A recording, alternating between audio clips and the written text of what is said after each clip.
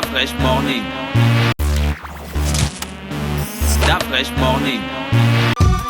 Sur les 104.5 Urban FM, la station urbaine avec Jean-Paul. Jean-Paul, bonjour. Bonjour la fraîche. Comment va ce matin? Ça va très bien. L'actualité internationale, on parle de quoi? L'actualité africaine, surtout, on parle du sommet du G5 Sahel qui a ouvert ses portes hier à Pau, en France. Il faut savoir que ce sommet-là devait initialement se tenir le 16 décembre dernier, mais au regard du massacre, vous vous rappelez, l'attaque d'une base nigérienne située dans la ville d'Inates, à la frontière avec la Mauritanie, entre le Niger et la Mauritanie, qui avait fait près de 71 morts, avait donc décidé, Emmanuel Macron a reporté ce sommet-là pour aujourd'hui, enfin pour hier, le 13 janvier. Alors, c'était un sommet qui avait été décidé par le président français presque de manière spontanée, en raison de cette espèce de montée, de ce que lui il appelle de montée d'anti-français, cette espèce de montée d'anti-français qui existe dans certains pays, notamment ces pays du G5 Sahel là, dans lesquels sont présents les soldats français de la force Barkhane. Il faut savoir que la force Barkhane est en présence au Mali déjà depuis 2016. Elle vient justement en remplacement de la force qui avait été décidée par François Hollande pour venir en aide au gouvernement malien, d'une part pour lutter évidemment contre les groupes djihadistes, mais il s'avère que cette menace-là s'est maintenant élargie à l'ensemble de la région du Sahel, et donc ce n'est plus que le Mali qui est menacé par les frappes, par les attaques de ces djihadistes-là. Il y a aussi évidemment le Burkina Faso et le Niger qui sont les pays qui payent le plus lourd tribut, mais à l'intérieur du G5 Sahel, il y a aussi la Mauritanie et le Tchad. Donc ces 5 pays-là, donc le Burkina Faso, le Niger, la Mauritanie et le Tchad, et le Mali bien entendu, ont donc été invités, on va dire ça de manière assez polie, par Emmanuel Macron à Pau. Alors pourquoi la ville de Pau?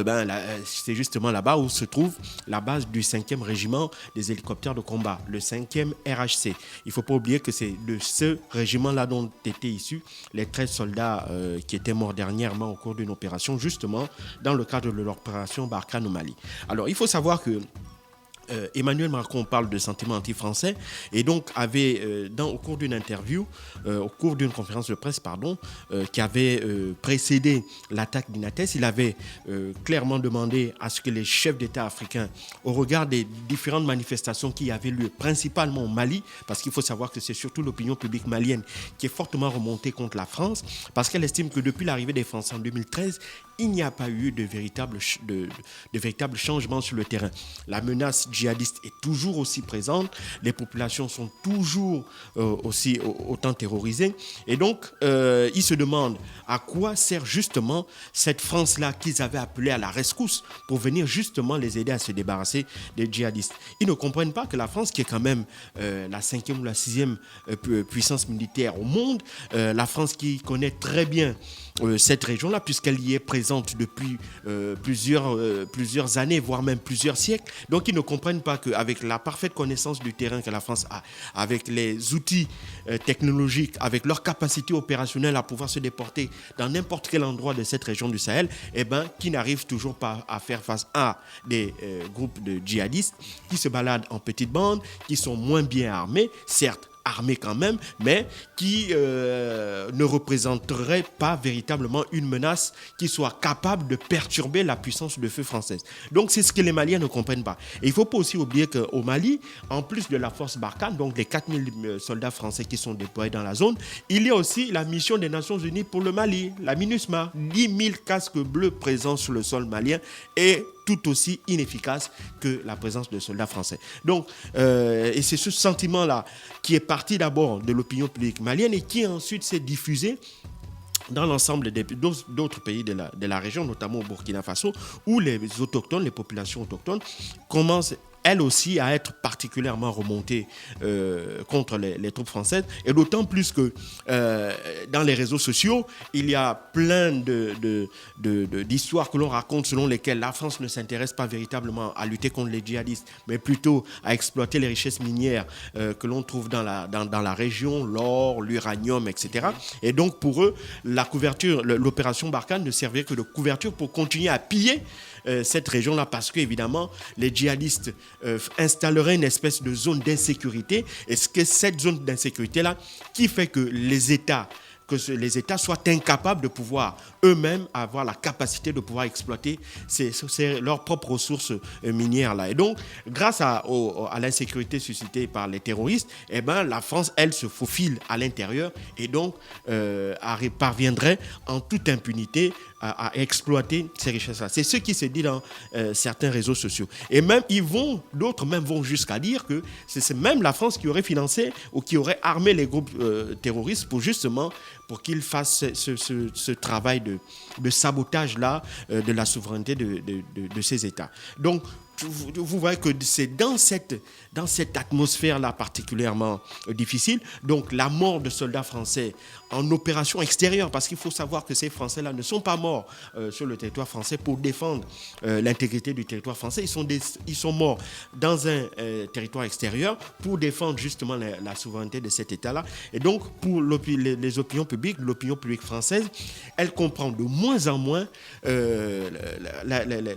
la présence, enfin, ce qui expliquerait que le contribuable français payerait des milliards d'euros chaque année pour financer des opérations militaires extérieures dont les résultats se font attendre et dont les issues sont incertaines. Et donc aussi, il fait face à cette montée-là de la part de l'opinion publique française qui commence à exiger des résultats et en l'absence de résultats, qui est de moins en moins patiente justement vis-à-vis du gouvernement et qui demande soit de rendre des comptes, soit évidemment de mettre fin à ces opérations extérieures-là. Et donc Emmanuel Macron est dans cette impasse-là. Et donc il avait décidé dans un premier temps de demander à ses alliés, aux alliés de la France, de les aider à intervenir aussi bien dans le cadre de l'OTAN que dans d'autres situations. Il ne faut pas oublier qu'il n'y a pas que la France seule. Il y a par exemple l'Allemagne qui est présente au Mali, mais l'Allemagne ne joue pas un rôle opérationnel, n'est pas là en avant-garde. Elle est derrière,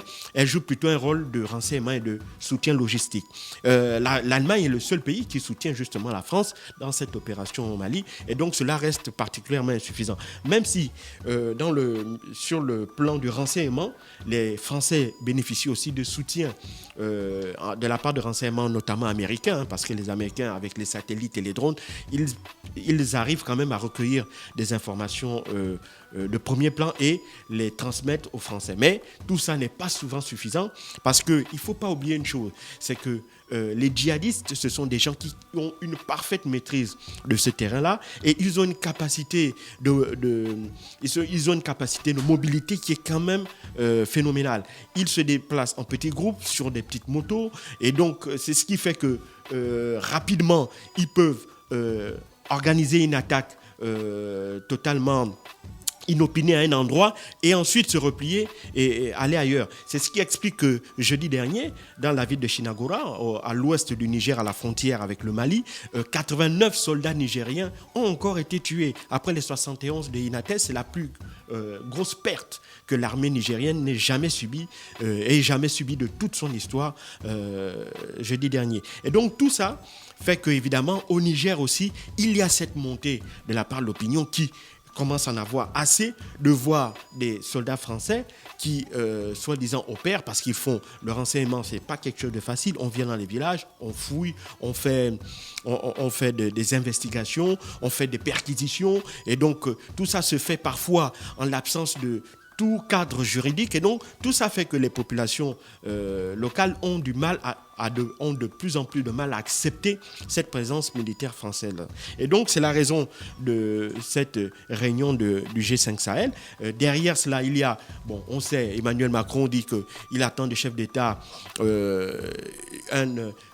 un positionnement clair par rapport à la présence des troupes françaises dans leur pays. On sait très bien que les chefs d'État ne pourront jamais dire à Emmanuel Macron de renoncer à ces opérations militaires en France parce qu'évidemment, il y va même de la survie de leur régime. Il ne faut pas l'oublier, en 2013, les troupes djihadistes étaient à 700 km de Bamako et ils avaient balayé l'armée régulière malienne et c'était ça qui avait justifié le coup d'État qui avait été perpétré par le capitaine Sanogo et qui avait entraîné la chute du régime du général Amadou Toumani Touré. Donc il ne faut pas l'oublier. Donc c'est quelque chose, cette menace, elle est réelle pour ces régimes-là. Et donc ils ont besoin de la France, ils ont besoin du soutien militaire de la France, ils ont besoin du soutien logistique, du renseignement de la France pour essayer un temps soit peu, essayer de contenir, peut-être pas anéantir, mais au moins contenir cette menace djihadiste qui menace également leur régime. C'est ça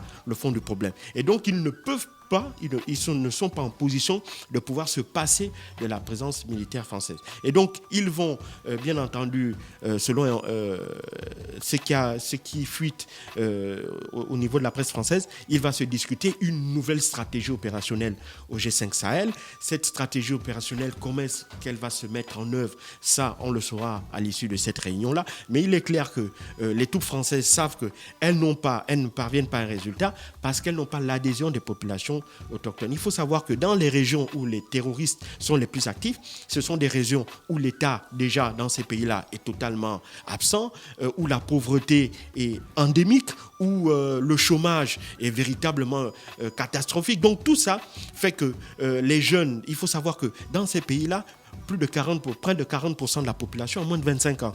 Donc, ce qui veut dire que les jeunes sont là, ils sont nombreux, mais ils sont oisifs, ils ne sont pas éduqués, et donc ils n'ont pas de perspective. Et donc, lorsque des groupes djihadistes arrivent et leur disent, il suffit que l'on perpétue des attaques, que l'on kidnappe des personnalités étrangères, occidentales de préférence, qu'on leur demande des rançons, etc. Et donc, tout ça, en échange, on va vous trouver de l'argent, on va améliorer votre cadre de vie. Donc, ils sont obligés de rentrer dans les rangs des djihadistes et de perpétrer les actes terroristes. Donc, c'est ça le fond du problème. C'est-à-dire que si on se limite à un aspect purement militaire, en ne cherchant qu'à ne trouver que des solutions purement militaires, il n'y aura pas de solution définitive au problème du terrorisme dans la région du Sahel, parce que c'est un problème global qui est à la fois militaire, politique, économique et social. Merci Jean-Paul qui était avec nous ce matin sur les 104.5 Urban FM, la station urbaine dans le Da Fresh Morning. On revenait donc sur l'actualité internationale dans la zone du Sahel. On se retrouve dans quelques minutes, le temps pour nous de repartir en musique avant de retrouver Gina pour les propos introductifs, l'actualité locale et bien sûr le thème du petit clin d'œil civique ce matin. Da Fresh Morning.